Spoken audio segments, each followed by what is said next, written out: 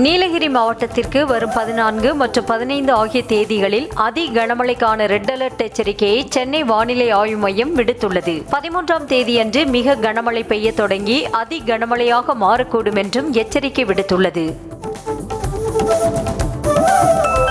வரும் 13ஆம் தேதி தொடங்கி 15ஆம் தேதி வரை கோவை மாவட்டத்தில் மிக கனமழைக்கு வாய்ப்புள்ளதாக சென்னை வானிலை ஆய்வு மையம் தெரிவித்துள்ளது. மேலும் 15ஆம் தேதியன்று கன்னியாகுமரி, நெல்லை, தென்காசி மாவட்டங்களுக்கும் ஆரஞ்ச் அலர்ட் எச்சரிக்கை விடுக்கப்பட்டுள்ளது.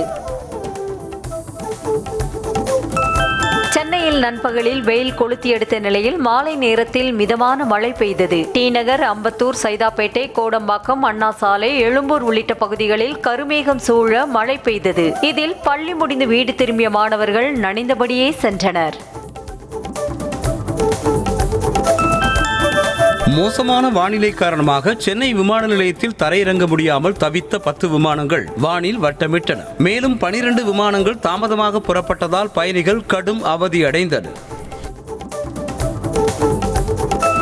கட்டாய கல்வி உரிமை சட்டத்தின் கீழ் தனியார் பள்ளிகளில் 25% இடஒதுக்கீட்டு இடங்களுக்கு ஒதுக்க வேண்டிய நிதியை தமிழ்நாட்டிற்கு ஒதுக்க வேண்டும் என மத்திய அரசுக்கு சென்னை உயர்நீதிமன்றம் உத்தரவிட்டுள்ளது.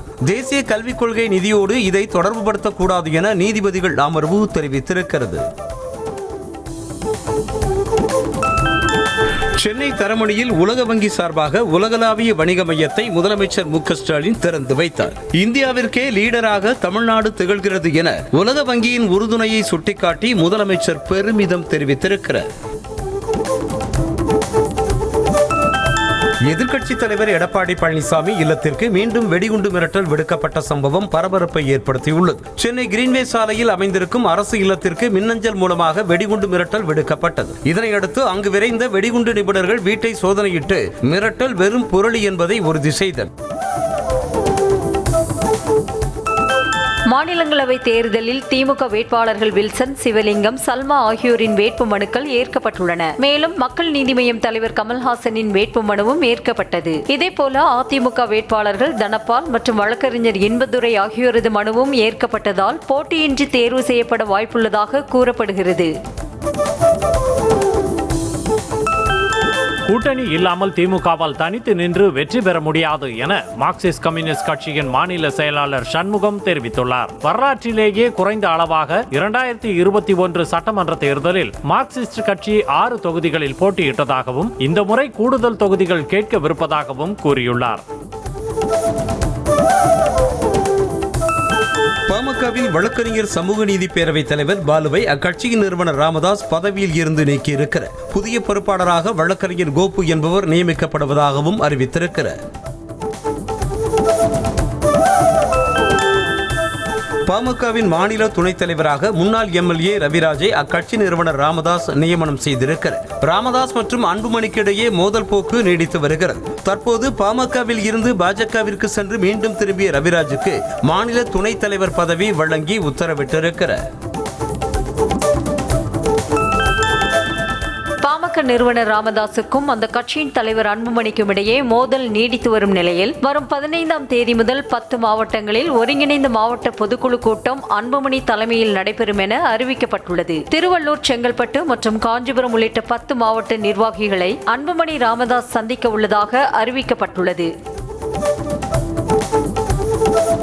5350 ஆண்டுகள் பழமையானவர்கள், தொழில்நுட்பம் கொண்டவர்கள், மூத்த நாகரிகம் படைத்த முதுமக்கள் என்றெல்லாம் உலக அறிவியல் ஆய்வுகள் ஒப்புக்கொண்டாலும் மத்திய அரசு ஒப்புக்கொள்வதில் ஏன் இத்தனை தயக்கம் என அமைச்சர் தங்கம் தென்னரசு கேள்வி எழுப்பியிருக்கிறார். தமிழர்களை எப்போதும் 2ஆம் தர குடிமக்களாக வைத்திருக்க நினைப்பதாகவும் அவர் குற்றம் சாட்டியிருக்கிறார். தேர்தல் விதிமீறல் வழக்கில் இருந்து அமைச்சர் ஏவ வேலு விடுவிக்கப்பட்டுள்ளார். கடந்த 2011ஆம் ஆண்டில் தேர்தல் நடத்தை விதிகளை மீறி வேட்பாளர் அறிமுக கூட்டத்தை நடத்தியதாக வழக்கு தொடரப்பட்டது. இந்த வழக்கு விசாரணையின் போது அரசு தரப்பில் சாட்சியங்கள் நிரூபிக்கப்படாததால் அமைச்சரை விடுவிப்பதாக திருவண்ணாமலை நீதித்துறை நடுவர் நீதிமன்றம் உத்தரவிட்டுள்ளது. மாநில உரிமையை காப்பதில் திமுக அரசு படுதோல்வி அடைந்துவிட்டதாக பாமக தலைவர் அன்புமணி கடுமையாக சாடியிருக்கிறார். ஒருங்கிணைந்த கல்வி திட்டத்தின்படி தமிழ்நாட்டிற்கு வழங்கப்பட வேண்டிய 2151 கோடி ரூபாய் நிதியை மத்திய அரசு வழங்காத நிலையில் கடந்த ஓராண்டாக திமுக அரசு உறங்கிக் கொண்டு கோட்டை விட்டதாக அன்புமணி விமர்சித்திருக்கிறார். மேட்டூர் அணையிலிருந்து ஜூன் 12ஆம் தேதி காவிரி டெல்டா பாசனத்திற்காக முதலமைச்சர் மு க ஸ்டாலின் தண்ணீரை திறந்து வைக்க உள்ள நிலையில் சேலம் மாவட்ட ஆட்சியர் பிருந்தா தேவி அங்கு ஆய்வு மேற்கொண்டார். மேட்டூர் அணையின் வலது மற்றும் இடது கரை, பூங்கா ஆகிய இடங்களில் நடைபெற்று வரும் விழா ஏற்பாடுகளை பார்வையிட்ட ஆட்சியர் அதிகாரிகளிடம் ஆலோசனை நடத்தினார். நாமக்கல் மாவட்டம் பரமத்தி வேலூர் அருகே தோட்டத்து வீட்டில் தனியாக வசித்து வந்த மூதாட்டி கொலை வழக்கில் இருவரை போலீசார் கைது செய்தனர். கொளத்துப்பாளையம் கிராமத்தில் தனியாக வசித்து வந்த மூதாட்டி சாமியாத்தாள் என்பவர் கடந்த 8ஆம் தேதி மர்ம நபர்களால் கொலை செய்யப்பட்டதை அடுத்து தனிப்படை அமைக்கப்பட்டு போலீசார் விசாரணை மேற்கொண்டு வந்தனர். மாணவிக்கு பாலியல் தொல்லை நடந்த தாம்பரம் அரசு விடுதியில் பாதுகாப்பு குறைபாடு இருந்ததாக காவல்துறையின் அறிக்கையில் தெரிவிக்கப்பட்டுள்ளது. பெண் விடுதி காப்பாளர் விடுப்பில் சென்றுவிட்ட நிலையில் ஆண் காவலாளி மட்டும் 12 மணி நேரத்திற்கு மேலாக பணியில் இருந்ததாக தெரிவிக்கப்பட்டுள்ளது.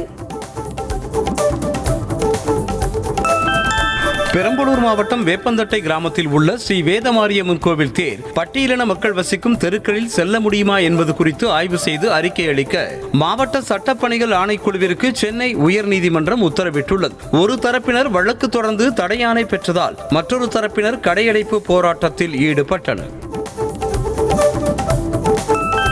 கோவில் விவகாரத்தில் அமைதி பேச்சுவார்த்தை என்ற பெயரில் அதிகாரிகள் கட்ட பஞ்சாயத்து நடத்தினால் நீதிமன்ற அவமதிப்பு நடவடிக்கை எடுக்கப்படும் என சென்னை உயர்நீதிமன்றம் தெரிவித்திருக்கிறது. பட்டியலின மக்கள் வசிக்கும் தெருக்களில் தேர் வருவதை உறுதி செய்ய ஆட்சியர் உள்ளிட்டோருக்கு உத்தரவிடக் கோரிய மனுவை விசாரித்த உயர்நீதிமன்றம் எச்சரிக்கை விடுத்திருக்கிறது.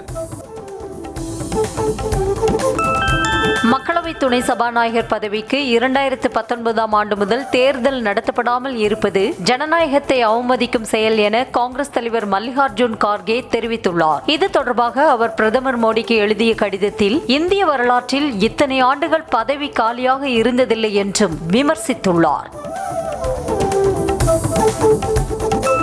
பெங்களூரு கூட்ட நெரிசல் துயர சம்பவம் குறித்து காங்கிரஸ் மேலிடத்தில் கர்நாடக முதலமைச்சரும் துணை முதலமைச்சரும் விளக்கமளித்தனர். IPL போட்டியில் கோப்பையை வென்ற ராயல் சேலஞ்சர்ஸ் ஆஃப் பெங்களூரு அணி வெற்றி பேரணி நடத்திய போது கட்டுக்கடங்காத கூட்டத்தால் நெரிசல் ஏற்பட்டு 11 பேர் உயிரிழந்தனர்.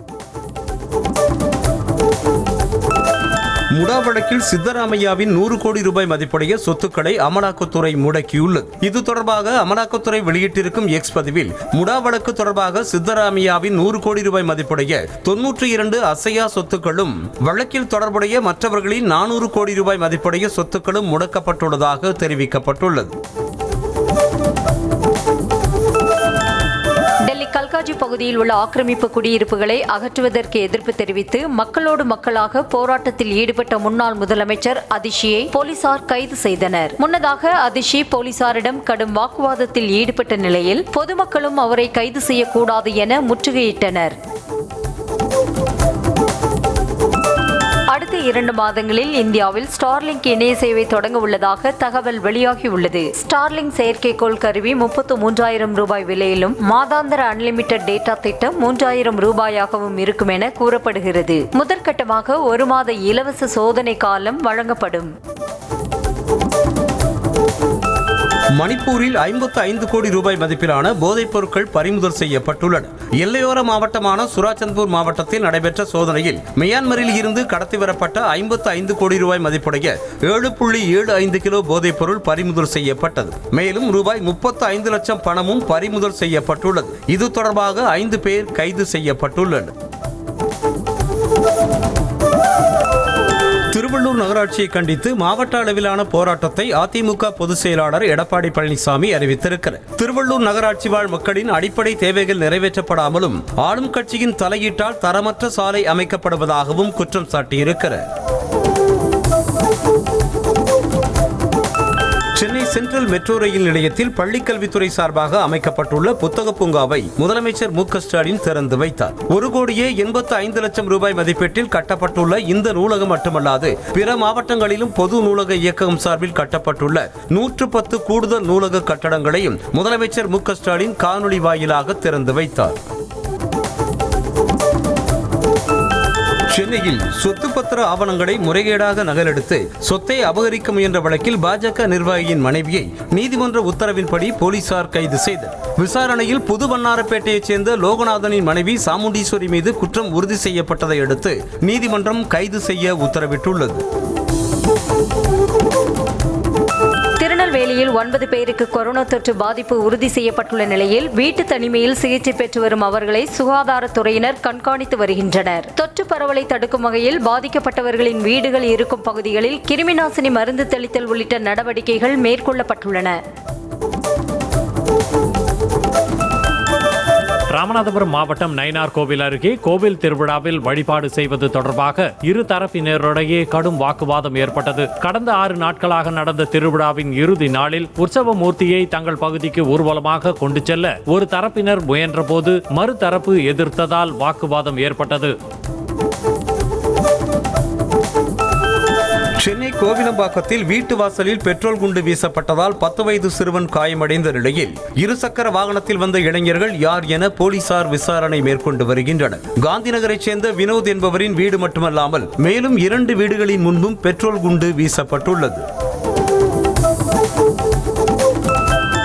சட்டம் ஒழுங்கு சீர்கேடான ஆட்சியை நடத்துவதில் முதலமைச்சர் ஸ்டாலின் தந்தை கருணாநிதியையே மிஞ்சி கின்னஸ் சாதனை படைத்திருப்பதாக அதிமுக முன்னாள் அமைச்சர் RB உதயகுமார் விமர்சித்திருக்கிறார். மதுரையில் நிகழ்ச்சி ஒன்றில் பங்கேற்ற பிறகு செய்தியாளர்களை சந்தித்த அவர் நாள்தோறும் பாலியல் குற்றங்களும் கொலை சம்பவங்களும் நடப்பதாக குற்றம் சாட்டினார். இருந்து அதிகாலை சென்னை விமான நிலையத்திற்கு 178 பயணிகளுடன் வந்த ஏர் இந்தியா எக்ஸ்பிரஸ் விமானம் மீது லேசர் லைட் ஒளி அடிக்கப்பட்டதால் சிறிது தாமதமாக தரையிறக்கப்பட்டது. கடந்த 2 வாரங்களில் இதேபோன்று 2 முறை நிகழ்ந்துள்ள நிலையில் வழக்கு பதிவு செய்த விமான நிலைய போலீசார் விசாரணை மேற்கொண்டு வருகின்றனர்.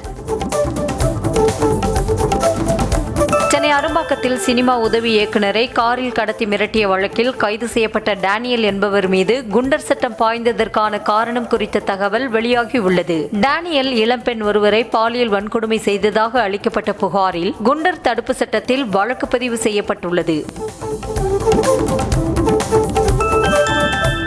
தென்காசி மாவட்ட தலைமை அரசு மருத்துவமனையில் கடந்த 2 நாட்களாக அடிக்கடி மின்தடை ஏற்படுவதால் நோயாளிகள் மற்றும் உடன் இருப்பவர்கள் கடும் அவதிக்குள்ளாகி வருவதாக புகார் எழுந்திருக்கிறது. நள்ளிரவில் மின்தடை ஏற்பட்டதால் மருத்துவமனை இருளில் மூழ்கிய நிலையில் நோயாளியுடன் இருந்த ஒருவர் செல்போனில் எடுத்த வீடியோ வெளியாகி இருக்கிறது.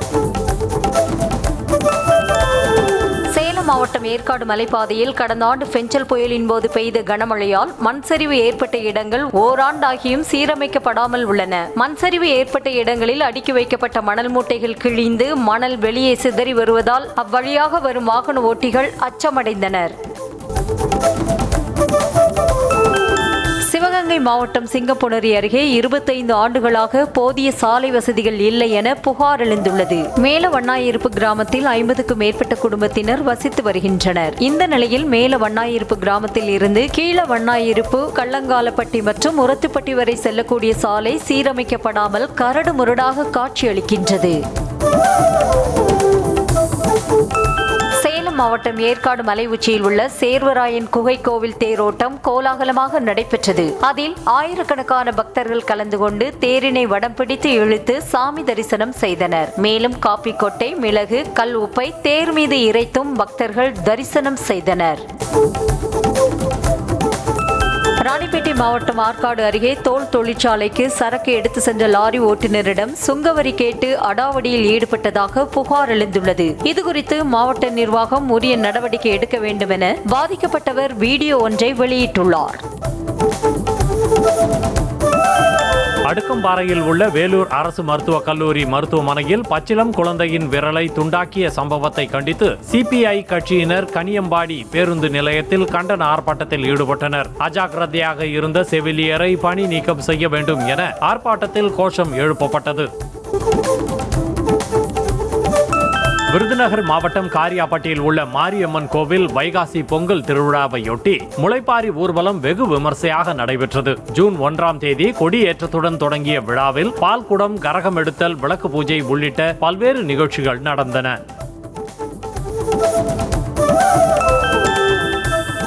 திருவாரூர் மாவட்டத்தில் அரசு வேளாண் கிடங்குகளில் விதை மற்றும் உரத்தட்டுப்பாடு ஏற்பட்டுள்ளதாக விவசாயிகள் கவலை தெரிவித்துள்ளனர். இதனால் தனியார் கடைகளில் விதை மற்றும் உரங்கள் அதிக விலைக்கு விற்பனை செய்யப்படுவதாக புகார் கூறுகின்றனர். அரசின் சான்றிதழ் இல்லாமலேயே தனியார் நிறுவனங்களில் விதை நெல் விற்கப்படுவதாக விவசாயிகள் குற்றம் சாட்டினர். திருவள்ளூர் மாவட்டம் ஊத்துக்கோட்டை அருகே தனிநபரால் ஆக்கிரமிக்கப்பட்டுள்ள பொது பாதையை மீட்டு தர வலியுறுத்தி அப்பகுதி மக்கள் ஆர்ப்பாட்டம் நடத்தினர். தேவந்தவாக்கம் ஊராட்சிக்கு உட்பட்ட செங்குன்றம் கிராமத்தில் பயன்பாட்டில் இருந்து வந்த பொது பாதைக்கு பட்டா மாற்றம் செய்ய அப்பகுதியைச் சேர்ந்த தனிநபர் முயற்சித்து வருவதாக புகார் கூறப்படுகிறது. வைகாசி விசாகத்தை முன்னிட்டு தூத்துக்குடி மாவட்டம் திருச்செந்தூர் முருகன் கோவிலுக்கு சென்ற பக்தர்கள் விரதத்தை கழிக்க மீன் குழம்பை சமைத்து சாப்பிட்டனர். அமளி நகர் கிராமத்தில் விதவிதமான மீன்களை பிடித்து சாப்பிட்ட பொதுமக்கள் சொந்த ஊர் திரும்பினர். மதுரை ஆரப்பாளையம் பேருந்து நிலையத்தில் ஓட்டுநர் தாக்கப்பட்ட விவகாரத்தில் உதவி மேலாளரை வன்கொடுமை தடுப்பு சட்டத்தில் கைது செய்ய வேண்டும் என திருப்பூர் மாவட்டம் உடுமலையில் தொழிற்சங்கத்தினர் ஆர்ப்பாட்டத்தில் ஈடுபட்டனர். போக்குவரத்து ஊழியர்களுக்கு தகுந்த பாதுகாப்பை அரசு வழங்க வேண்டும் எனவும் கோரிக்கை விடுத்தனர். தஞ்சாவூர் மாவட்டம் கும்பகோணம் அருகே 7 வயது சிறுமிக்கு பாலியல் தொல்லை கொடுத்த 17 வயது சிறுவனை போலீசார் கைது செய்தனர். சிறுவன் தன்னிடம் தகாத முறையில் நடந்து கொண்டதாக சிறுமி தனது பெற்றோரிடம் கூறியதை அடுத்து ஆடுதுறையில் உள்ள அனைத்து மகளிர் காவல் நிலையத்தில் புகார் அளிக்கப்பட்டது. தென்காசி மாவட்டம் கடையநல்லூரில் நாட்டு வெடிகுண்டு வெடித்து மாடு பலியான சம்பவத்தில் 3 பேர் கைது செய்யப்பட்டனர். மேல கடையநல்லூரை சேர்ந்த சந்தனபாண்டி, சுபாஷ், ராமசுப்பிரமணியன் ஆகிய மூவரும் காட்டுப்பன்றிகளை வேட்டையாடுவதற்காக கொய்யா பழத்தில் நாட்டு வெடிகுண்டை பதுக்கி வைத்ததாகவும் அதனை கடித்தபோது வெடிகுண்டு வெடித்து மாடு பலியானது. குற்றால அருவிகளில் குளித்துக் கொண்டிருந்த ஆண்களிடம் கூட்ட நெரிசலை பயன்படுத்தி செயின் பறிப்பில் ஈடுபட்டதாக 2 வரை போலீசார் கைது செய்தனர். மதுரையைச் சேர்ந்த சுரேஷ்குமார், சிவகாசியைச் சேர்ந்த விஜயகுமார் என்ற அந்த இருவரும் குற்றால அருவியில் குளித்தபடியே அருகில் குளித்துக் கொண்டிருந்தவர்களின் கழுத்தில் கடந்த செயினை நைசாக திருடியுள்ளனர். பெரம்பலூர் அருகே தேர் திருவிழா நடத்துவது தொடர்பான பிரச்சனையில் ஒரு தரப்பினர் நீதிமன்றத்தில் தடை ஆணை பெற்றதால் மற்றொரு தரப்பினர் கடையடைப்பு போராட்டம் நடத்தினர். வேப்பந்தட்டை வேதமாரியம்மன் கோவில் தேர் திருவிழாவின் போது தங்களுக்கும் உரிய மரியாதை அளிக்க வேண்டும் என பட்டியல் இனத்தினர் கோரிக்கை விடுத்து வருகின்றனர். ஈரோட்டின் பல்வேறு பகுதிகளிலும் மாலை வேளையில் சுமார் 1 மணி நேரம் கனமழை கொட்டி தீர்த்தது. கருங்கல்பாளையம், மூலப்பாளையம் உள்ளிட்ட பகுதிகளில் கருமேகங்கள் சூழ்ந்து கனமழை பெய்ததால் சாலைகளில் குளம்போட தண்ணீர் தேங்கி வாகன ஓட்டிகள் அவதியடைந்தனர்.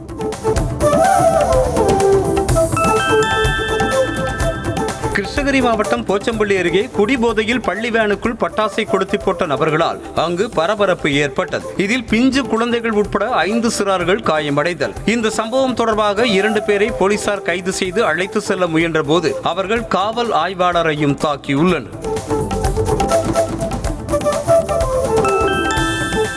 காஞ்சிபுரம் மாவட்டம் சுங்குவார் சத்திரம் அருகே பதிவு எண் இல்லாத மினி சரக்கு வாகனத்தில் மர்ம நபர்கள் சிலர் மாடுகளை திருடி செல்லும் வீடியோ வெளியாகி அதிர்ச்சியை ஏற்படுத்தியுள்ளது. மொளச்சூர் கிராமத்தில் காலி மைதானத்தில் கட்டப்பட்டிருந்த கறவை மாடுகளை முகத்தில் கர்ச்சீஃப் அணிந்திருந்த இளைஞர்கள் சிலர் வேனில் வலுக்கட்டாயமாக ஏற்றி திருடி சென்றனர்.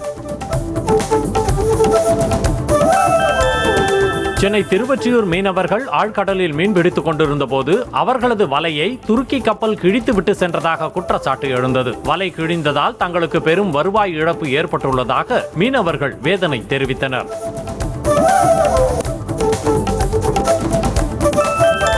ஊதிய உயர்வு கோரி கோயம்புத்தூர் மாநகராட்சி தூய்மை பணியாளர்கள் 2வது நாளாக ஆட்சியர் அலுவலகம் முன்பாக காத்திருப்பு போராட்டத்தில் ஈடுபட்டனர். அதிகாரிகளுடன் நடைபெற்ற பேச்சுவார்த்தையில் முடிவு எட்டப்படாததால் போராட்டத்தில் ஈடுபட்ட அவர்களை போலீசார் கைது செய்தனர். சென்னையை அடுத்த தாம்பரம் அருகே வடமாநில தம்பதியினரின் 2 வயது குழந்தை தண்ணீர் தொட்டியில் விழுந்து உயிரிழந்த சம்பவம் சோகத்தை ஏற்படுத்தியுள்ளது. குடுவாஞ்சேரி பகுதியில் வசித்து வரும் மேற்கு வங்கத்தைச் சேர்ந்த அக்ரோஷ் ஷேக் அமில்லா தம்பதியினரின் 2 வயது ஆண் குழந்தை உயிரிழந்தது. பொலிவியாவில் தேர்தல் சதி தொடர்பான வழக்கில் விசாரணைக்கு உட்படுத்தப்பட்ட முன்னாள் அதிபர் மொராலஸுக்கு ஆதரவாக விவசாயிகள் போராட்டத்தில் ஈடுபட்டனர். போராட்டக்காரர்கள் பல்வேறு சாலைகளிலும் கற்களை கொட்டியதால் போக்குவரத்து ஸ்தம்பித்தது. சர்வதேச கிரிக்கெட்டில் இருந்து ஓய்வு பெறுவதாக மேற்கிந்திய தீவு அணி வீரர் நிக்கோலஸ் பூரன் அறிவித்துள்ளார். மேற்கிந்திய தீவுகள் அணிக்காக அதிக T20 போட்டிகளில் விளையாடிய வீரரும் அந்த அணிக்காக அதிக ரன்கள் எடுத்த வீரரும் பூரன் என்பது குறிப்பிடத்தக்கது. ODI கேப்டன் பதவியிலிருந்து ரோஹித் சர்மாவை நீக்க BCCI திட்டமிட்டுள்ளதாக தகவல் வெளியானது. ரோஹித் தலைமையில் ICC ஒருநாள் உலக கோப்பை தொடரில் விளையாடிய இந்திய அணி ஒரே ஒரு போட்டியில் மட்டுமே தோல்வியடைந்தது குறிப்பிடத்தக்கது. ராயல் சேலஞ்சர்ஸ் பெங்களூரு அணியை விற்க அதன் உரிமையாளர் திட்டமிட்டுள்ளதாக தகவல் வெளியானது. யுனைடெட் ஸ்பிரிட்ஸ் லிமிடெட் இந்தியா நிறுவனத்தின் வசம் தற்போது பெங்களூரு அணி உள்ளது. இந்நிலையில் பெங்களூரு அணியை 16,834 கோடி ரூபாய்க்கு விற்பனை செய்ய உரிமையாளர் பேச்சுவார்த்தை நடத்தி வருவதாக தகவல் வெளியானது. சப்தம் திரைப்படத்தின் கிராண்ட்மா வீடியோ பாடலை படக்குழு வெளியிட்டுள்ளது. இயக்குனர் அறிவழகன் இயக்கத்தில் உருவான இத்திரைப்படத்தில் சிம்ரன், லைலா, லட்சுமி மேனன், ரெடின் கிங்ஸ்லி, MS பாஸ்கர், ராஜீவ் மேனன் உள்ளிட்ட பலர் நடித்துள்ளனர். நடிகர் விஜய் ஆண்டனியின் லாயர் படத்தின் படப்பிடிப்பு தொடங்கப்பட்டுள்ளதாக தகவல் வெளியானது. ஜோஷ்வா சேதுராமன் இயக்கும் இந்த படத்தை விஜய் ஆண்டனி பிலிம் கார்ப்பரேஷன் நிறுவனம் தயாரிக்கின்றது. இந்த படத்தின் டைட்டில் கடந்த வாரம் வெளியிடப்பட்ட நிலையில் படப்பிடிப்பு தொடங்கப்பட்டுள்ளது. ரெட்ரோ படத்தில் சூர்யா சண்டை பயிற்சி செய்யும் வீடியோ இணையத்தில் வெளியாகி உள்ளது. இந்த படம் கடந்த மே 1 வெளியாகி பொதுமக்கள் மத்தியில் நல்ல வரவேற்பை பெற்றது. தற்போது வெளியாகியுள்ள சூர்யாவின் ஸ்டண்ட் காட்சியை ஜைகா ஸ்டண்ட் நிறுவனம் வடிவமைத்துள்ளது என்பது குறிப்பிடத்தக்கது. கண்ணப்பா படத்தின் ட்ரெய்லர் வரும் 13 வெளியாகும் என படக்குழு அறிவித்துள்ளது. முகேஷ்குமார் சிங் இயக்கும் இந்த படம் வரும் 27 தமிழ், தெலுங்கு, ஹிந்தி, ஆங்கிலம், கன்னடம் ஆகிய மொழிகளில் வெளியாக உள்ளது. இந்த படத்தின் மேக்கிங் வீடியோ சமீபத்தில் வெளியாகி வைரலானது. கோமாளி படத்தின் மூலம் இயக்குநராகவும், லவ் டுடே படத்தின் மூலம் கதாநாயகனாகவும் அறிமுகமான பிரதீப் ரங்கநாதன் புதிய படத்தை இயக்கவுள்ளார். AGS புரொடக்ஷனில் உருவாக உள்ள இந்த படம் சூப்பர் ஹீரோ கதைக்களத்தை கொண்டது என கூறப்படுகிறது. இந்த படத்தில் ஹீரோவாக பிரதீப் ரங்கநாதன் நடிப்பாரா என்ற கேள்வி ரசிகர்கள் மத்தியில் எழுந்துள்ளது. மதுரை சமயநல்லூர் அருகே தேனூர் வைகை ஆற்றில் கள்ளழகர் ஆற்றில் இறங்கும் நிகழ்ச்சி விமர்சையாக நடைபெற்றது. தற்போது மதுரையில் கள்ளழகர் வைகை ஆற்றில் இறங்கும் நிகழ்ச்சி பல 100 ஆண்டுகளுக்கு முன்பு தேனூர் கிராமத்தில் நடைபெற்றது என்பது வரலாறு. அதனை நினைவு கூறும் விதமாக வைகாசி பௌர்ணமி நாளன்று கள்ளழகர் தேனூர் வைகை ஆற்றில் இறங்கினார். மதுரை கூடல் அழகர் பெருமாள் கோவில் திருவிழாவில் திருத்தேரை பக்தி முழக்கங்களுடன் திரளான பக்தர்கள் வடம் பிடித்து இழுத்துச் சென்றனர். கூடல் அழகர் பெருமாள் கோவில் வைகாசி பெருந்திருவிழா கடந்த 2 கொடி ஏற்றத்துடன் தொடங்கிய நிலையில் 9ஆம் நாள் திருவிழாவாக தேரோட்டம் நடைபெற்றது.